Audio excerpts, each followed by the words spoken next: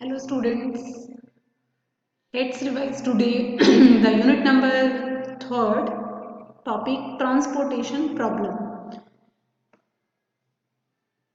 There are two methods to solve the transportation problem. The first step is to find out the IBFS, that is initial basic feasible solution, and after finding basic feasible solution the next step is to find out the optimal solution.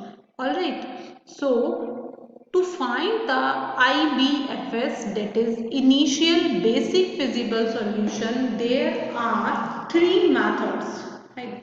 So this is very important topic in transportation problem. There are some simple methods to obtain the initial basic feasible solution. The first one is the NW corner rule, that is northwest corner rule. Second, lowest cost entry method, or it is known as matrix minima method. Number 3, VAM, that is Vogel's approximation method. It is also known as unit cost penalty method. We will study one by one and you will all try to solve the practice questions related to these methods. Here we will cover the theoretical part of the methods to find out the initial basic feasible solution.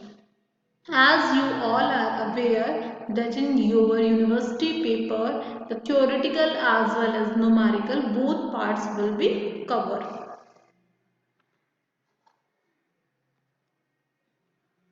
So the first method is northwest corner rule. So how we will solve the northwest corner rule? There are three steps. Step number first. The first assignment is made in the cell occupying the upper left hand, that is northwest corner of the table.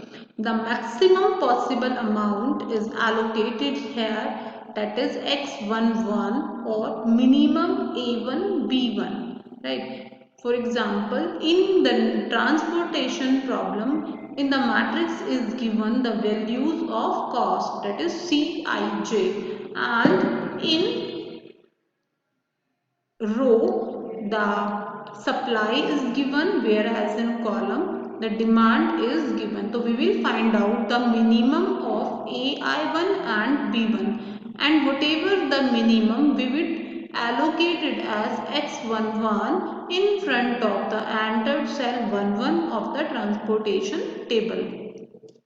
Step number 2, if B1 is greater than A1, move vertically downwards to the second row and make the second allocation of amount x21, that is equal to minimum A2 B1 minus x11 in the cell 2 and 1. If B1 is less than A1, move horizontally right side to the second column and make the second allocation of amount x12 is equal to minimum of A1 minus x11, comma B2 in the cell 1, comma 2.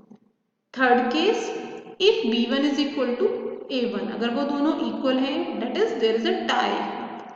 So we can make a second allocation of magnitude x12 in the cell 12 और x21. तो हम इसमें से x12 में भी entry कर सकते हैं और x21 भी कर सकते हैं.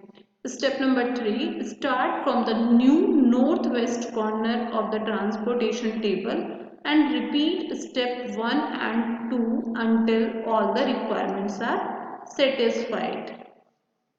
Alright, the next is lowest cost entry method, or it is known as matrix minima method. As it is clear by the name also, in the matrix the cost values are given and we have to start to give the allocation from the minimum value in the matrix. So step number first is here, determine the smallest cost in the cost matrix of the transportation problem. Allocate xij is equal to minimum of ai comma bj in the cell I comma j. Step number 2, if xij is equal to ai, cross out the I row of the table and decrease bj by ai. Go to step number 3. If xij is equal to bj, cross out the j column and go to step number 3. If xij is equal to ai is equal to bj, cross out the I row or j column but not both. Step number 3, repeat step 1 and 2 until all the allocations has been done. Right. So this is an iterative procedure to obtain the basic feasible solution of the given transportation problem.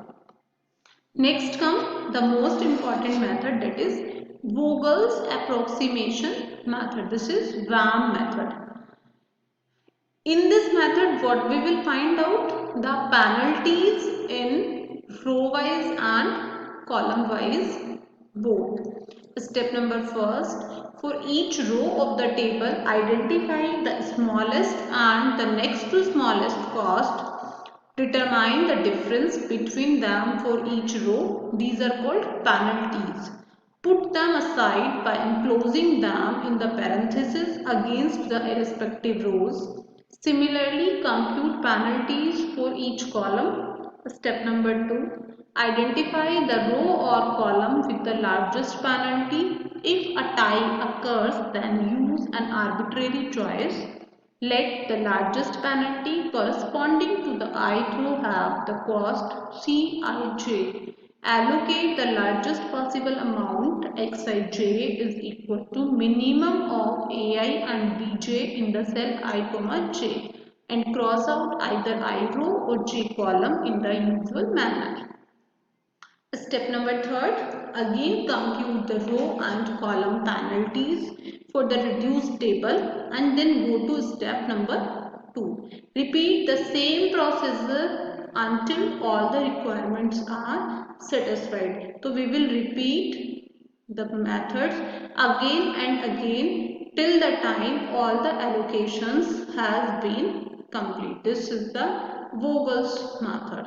Right. So you will practice the theory as well as the numerical. In the next video lecture, I will cover the assignment problem. Right. Thank you.